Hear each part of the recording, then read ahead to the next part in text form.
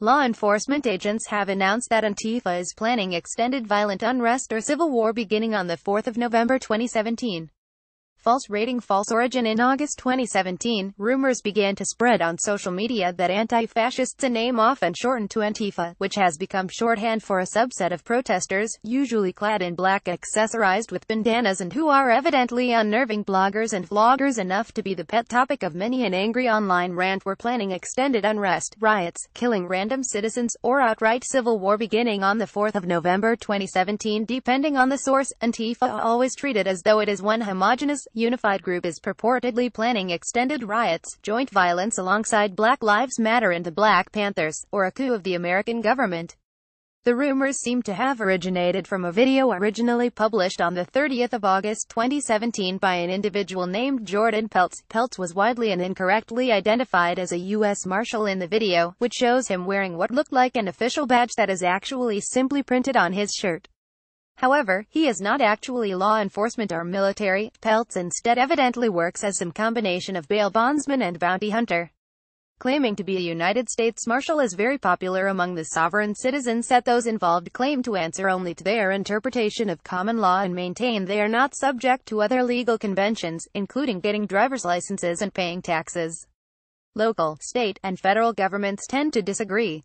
On Instagram, Peltz describes his work as fugitive recovery and warrant service. Peltz published a video to clear the air on the 27th of September 2017 after reporter J.J. McNabb, whose beat includes anti-government and sovereign citizen groups, wrote a thread on Twitter about how militia groups are being goaded into taking up arms against anti-fascists. Peltz responded by stating that his video, which gave an impression he was either predicting or calling for a November 2017 civil war, had been edited, although he didn't specify when, by whom, or why. Despite millions of views and thousands of comments, he had remained unaware it had been altered until he saw reports finding out my video meant for me and few friends had been taken and edited. Only site I thought had it. At JJ McNabb should have just MSG me picked out. Twitter.com Igninig Feek, Veritasoquita Susa Tactical Poet 84 September 24, 2017 https t.cogner3 co-oqwh follow-up from my viral video on clearing the air.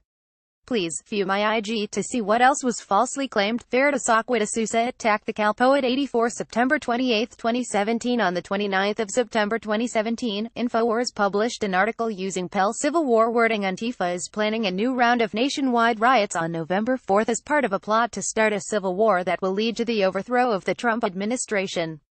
Far-left militants plan to gather in the streets and public squares of cities and towns across this country in the hope of building momentum for civil unrest that leads to nothing less than domestic regime change. Our protest must grow day after day and night after night, thousands becoming hundreds of thousands, and then millions, determined to act to put a stop to the grave danger that the Trump regime poses to the world by demanding that this whole regime be removed from power, states a call to action on the Refuse Fascism website. A longer screed posted on the Revolutionary Communist website makes it clear that Antifa is not prepared to wait for electoral change from Democrats, and will engage in a ferocious struggle, based on plans outlined in a book written by Bob Avakian, the chairman of the Revolutionary Communist Party, which is called The Coming Civil War. The page also cited Antifa websites, neither of which threatened violence. One provided a list of Facebook events, and the other read in its entirety on November 4, 2017 We will gather in the streets and public squares of cities and towns across this country, at first many thousands, declaring that this whole regime is illegitimate and that we will not stop until our single demand is met. This nightmare must end. The Trump's regime must go. Our protest must grow day after day and night after night, thousands becoming hundreds of thousands, and then millions, determined to act to put a stop to the grave danger that the Trump's regime poses to the world by demanding that this whole regime be removed from power. Our actions will reflect the values of respect for all of humanity and the world we want, in stark contrast to the hate and bigotry of the Trump's fascist regime.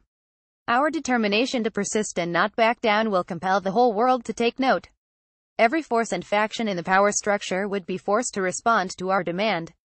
The cracks and divisions among the powers already evident today will sharpen and widen.